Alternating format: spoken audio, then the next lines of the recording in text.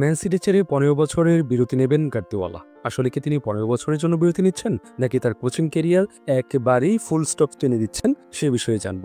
সেই সাথে কিছুদিন আগেই যাদের দল পাওয়া নিয়ে এবং খ্যাতির বিড়ম্বনা পড়েছিল যেসব ফুটবল তারকারা, যারা দল পাওয়ার কথা তারা দল পাচ্ছিল না, তাদের দল নিশ্চিত হচ্ছিল না, তারাই এখন দল পাচ্ছে। যেমন বায়ার্নে যাচ্ছেন লুইস দিয়াজ, সেই সাথে দল পেয়েছেন ভিক্টর ইউকেরেস। তাহলে প্রথমেই আসি, ম্যান সিটি ছেড়ে গার্দিওলা কি ১৫ বছরের জন্য বিরতি নিচ্ছেন? গত মৌসুমে ম্যানচেস্টার সিটির সঙ্গে ২ বছরের নতুন চুক্তি করেছেন পেপ গার্দিওলা, যে চুক্তি শেষ হবে ২০২৭ সালের জুনে। কিন্তু সংবাদ মাধ্যমের মধ্যে দাবি করেছিলেন সিটিজেনদের সঙ্গে চুক্তি নবায়ন করায় সংসার ভাঙতে বসেছিল স্প্যানিশ কোচের।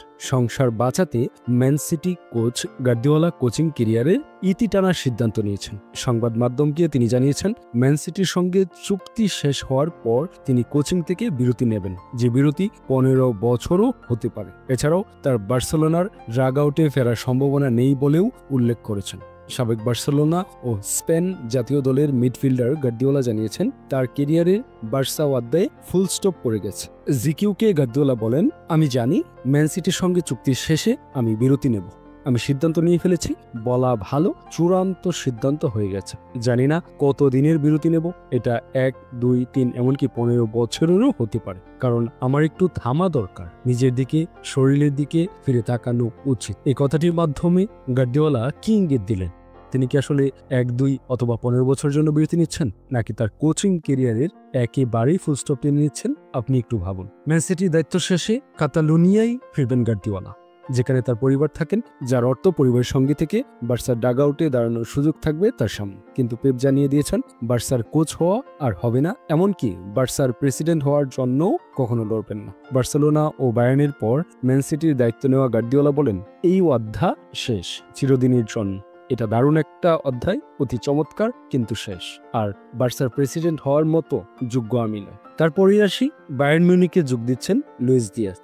কিছুদিন আগেই তার দল পাওয়া নিয়ে বিশাল শঙ্কা ছিল, এমনকি সংবাদ মাধ্যমগুলোতে নিউজও হয়েছিল যে খ্যাতির বিড়ম্বনা। সেইখানে লুইস দিয়াজ থেকে শুরু করে ভিক্টর ইউকেরেস, ব্রাজিলের তারকা প্লেয়ার রদ্রিগোস এবং আর্জেন্টিনার বিশ্বকাপ জয়ী গোলকিপার এমিলিয়ানো মার্টিনেজও ছিলেন, যারা দল পাওয়া নিয়ে অনিশ্চয়তায় ছিলেন। এখন এদের মধ্যে ২ জনের ক্লাব অলরেডি চূড়ান্ত হয়ে গেছে। গত শনিবার হংকংয়ের এসি মিলানের বিপক্ষে প্রস্তুতি ম্যাচে অনুপস্থিত থাকার পর লুইস দিয়াজের লিভারপুল ছাড়ার গুঞ্জনটি বেশি ছড়ায়। ওই ম্যাচ শেষে লিভারপুলের বস আর্নে স্লট সংবাদ সম্মেলনে সরাসরি বলে দেন যে দলবদল সংক্রান্ত কারণে তাকে দলে রাখা হয়নি। জানা গেছে ৪ বছরের চুক্তিতে বায়ার্ন মিউনিখে যাচ্ছেন দিয়াজ।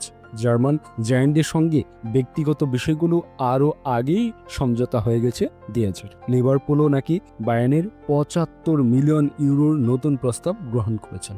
অচিরেই আনুষ্ঠানিক ঘোষণা আসবে। তাহলে অবশেষে লুইস দিয়াসের একটা ফাইনালি চূড়ান্ত একটা গন্তব্য হয়ে গেল। তারপরেই যেই তারকাকে নিয়ে শঙ্কা ছিল দল না পাওয়া নিয়ে, তিনি হচ্ছেন ভিক্টর ইউকেরেস। সুইডিশ স্ট্রাইকার ভিক্টর ইউকেরেসকে দলে নিয়েছে ইংলিশ জায়ান্ট আর্সেনাল। ৫ বছরের চুক্তিতে ২৬ বছর বয়সী এই ফরওয়ার্ডকে পর্তুগিজ ক্লাব স্পোর্টিং লিসবন থেকে দলে টেনেছেন মিকেল আর্তেতার দল। নিজেদের ওয়েবসাইটে ও সামাজিক মাধ্যমে আনুষ্ঠানিকভাবে ইউকেরেসের সঙ্গে চুক্তি বিষয়টি জানিয়েছেন আর্সেনাল। ২০৩০ সালের জুন পর্যন্ত ইউকেরেসের সঙ্গে চুক্তি করেছেন আর্সেনাল। প্রাথমিকভাবে ৬,৩৫,০০,০০০ এবং পারফরমেন্স ভিত্তিক আরও ১,০০,০০,০০০ ইউরো সহ মোট ৭,৩৫,০০,০০০ যা বাংলাদেশি টাকায় দাঁড়ায় ১,০৫৩ কোটি টাকা দিয়ে এই স্ট্রাইকারকে দলে টেনেছেন ক্লাবটি। ২০২৫-২৬ মৌসুম শুরুর আগে এ নিয়ে ৬ ফুটবলার কিনল আর্সেনাল। আর্সেনালে যোগ দিয়ে দারুণ উচ্ছ্বসিত ইউকেরেস। নতুন ফরওয়ার্ডকে পেয়ে সন্তুষ্ট আর্সেনালের কোচ মিকেল আর্তেতা। এটা ছিল ভিক্টর ইউকেরেসের আর্সেনালে যোগ দেওয়া এবং বায়ার্ন মিউনিখে লুইস দিয়াসের যোগ দেওয়া, সেই সাথে পেপ গার্দিওলার কোচিং ক্যারিয়ারে ফুল স্টপের বিষয়গুলো। ধন্যবাদ সবাইকে। আজকের মতো এখানেই শেষ। দেখা হবে নতুন কোনো ভিডিওতে। সেই পর্যন্ত সুস্থ থাকবেন, ভালো থাকবেন। আল্লাহ হাফেজ।